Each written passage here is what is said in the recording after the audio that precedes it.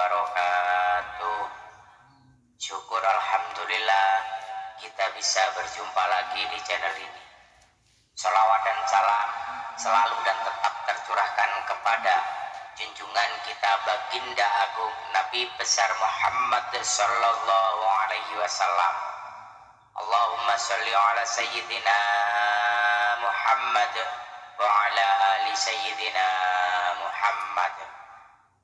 Harapan dan doa saya, semoga saudaraku semuanya selalu diberikan kesehatan, dilapangkan rezekinya, diampuni dosa-dosanya, dan dipanjangkan umurnya. Amin ya rabbal alamin. Sahabat beriman yang dirahmati Allah, setiap manusia selalu mempunyai dosa, entah itu dosa besar atau dosa kecil. Hanya saja supaya dosa yang diperbuat bisa diampuni oleh Allah Subhanahu wa ta'ala, salah satunya yaitu dengan berdoa.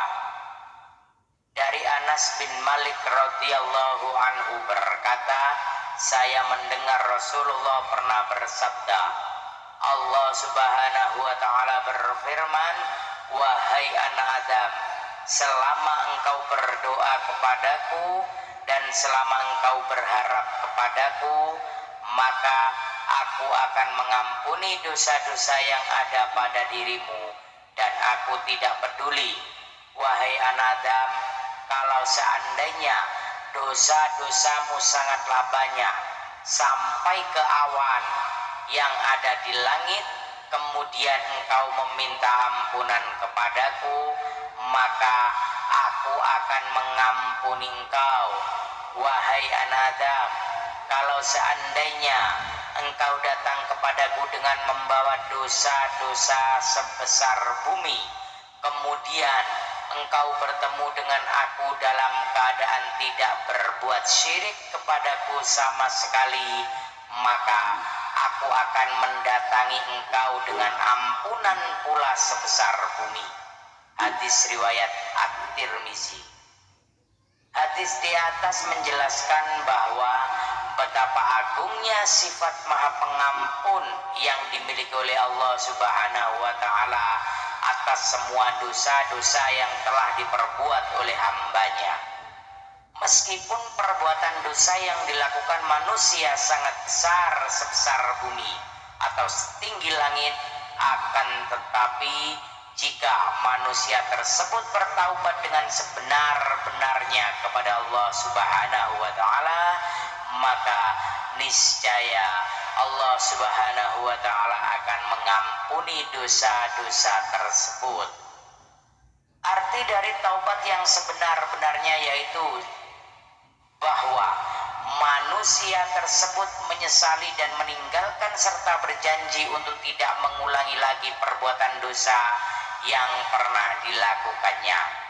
Lalu, adakah dosa-dosa yang dilakukan manusia akan tetapi oleh Allah Subhanahu wa ta'ala tidak akan mengampuni dosa-dosa tersebut? Jawabannya adalah ada. Yang pertama adalah syirik. Syirik merupakan perbuatan yang menyekutukan Allah dengan sesuatu hal lain, misalnya dengan berhala maupun makhluk-makhluk ciptaannya.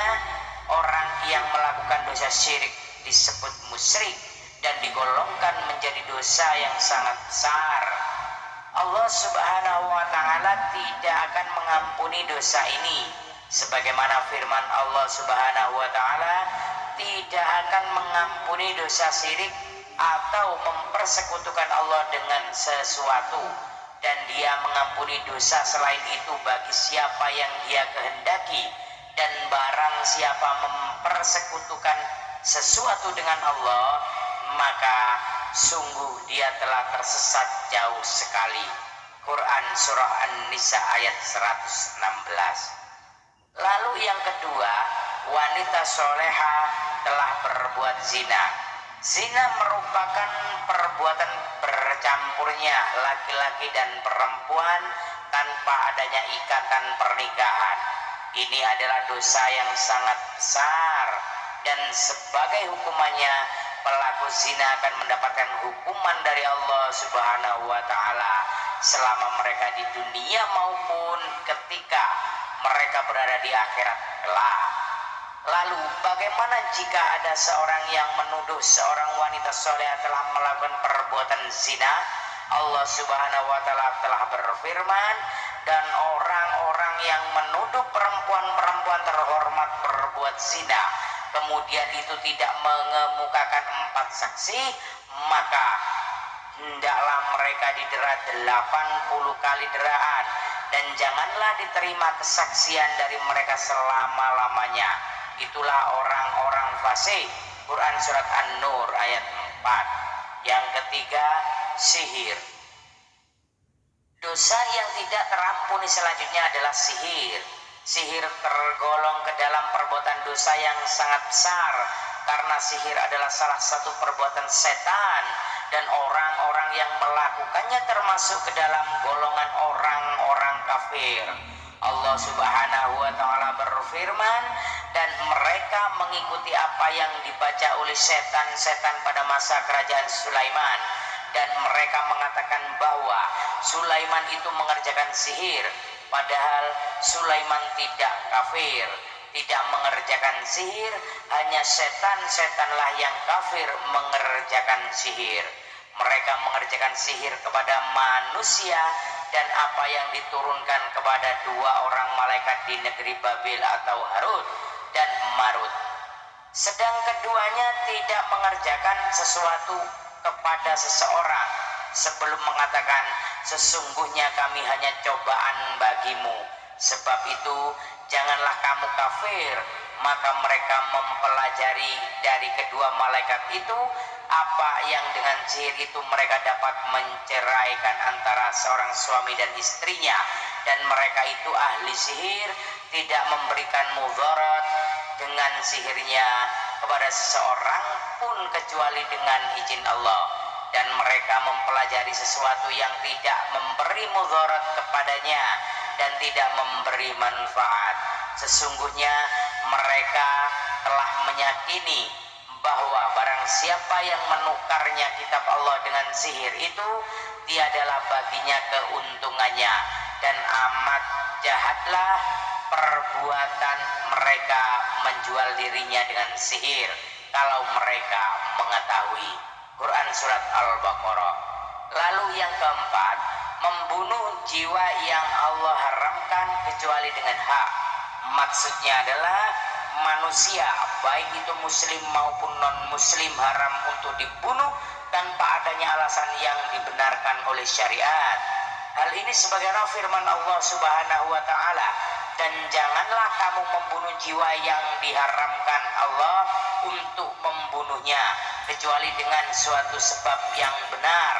Barang siapa yang membunuh seseorang manusia bukan karena orang itu membunuh orang lain atau bukan karena membuat kerusakan di muka bumi, maka seakan-akan ia telah membunuh manusia seluruhnya. Quran surah Al-Maidah ayat 32. Yang kelima adalah memakan harta anak yatim. Memakan harta yang menjadi hak anak-anak yatim dengan cara yang batil adalah termasuk perbuatan zalim, dan itu merupakan dosa yang sangat besar. Sebagaimana firman Allah Subhanahu wa taala, dan berikanlah kepada anak-anak yatim itu harta-harta mereka, dan janganlah kalian mengganti yang buruk dengan yang baik. Jangan mencampurkan harta mereka ke dalam harta kalian. Sesungguhnya perbuatan itu merupakan dosa yang besar. Sesungguhnya orang-orang yang memakan harta anak yatim secara zalim, sebenarnya mereka itu menelan api sepenuh perutnya, dan mereka akan masuk ke dalam api yang menyala-nyala, yaitu neraka. Quran surat An-Nisa ayat 10. Kemudian yang keenam, meninggalkan peperangan atau jihad. Para ulama telah sepakat bahwa meninggalkan medan peperangan atau jihad adalah salah satu bentuk perbuatan dosa besar. Allah Subhanahu wa taala juga telah berfirman, hai orang-orang yang beriman, apabila kamu bertemu dengan orang-orang yang kafir yang sedang menyerangmu, maka janganlah kamu membelakangi mereka atau mundur. Barang siapa yang membelakangi mereka atau mundur di waktu itu, kecuali berbelok untuk siasat orang atau hendak menggabungkan diri dengan pasukan yang lain, maka sesungguhnya orang itu kembali dengan membawa kemurkaan dari Allah dan tempatnya adalah neraka jahanam, dan amat buruklah tempat kembalinya. Quran surat An-Nafal ayat 15 dan 16. Sahabat beriman yang dirahmati Allah, demikianlah beberapa dosa yang tidak akan diampuni oleh Allah Subhanahu wa taala walaupun dengan bertaubat. Semoga kita semuanya dijauhkan dari perbuatan-perbuatan dosa tersebut, dan semoga kita dapat menjadi hamba-hamba Allah yang selalu beriman. Amin ya rabbal alamin. Wallahu a'lam bishawab. Demikian yang bisa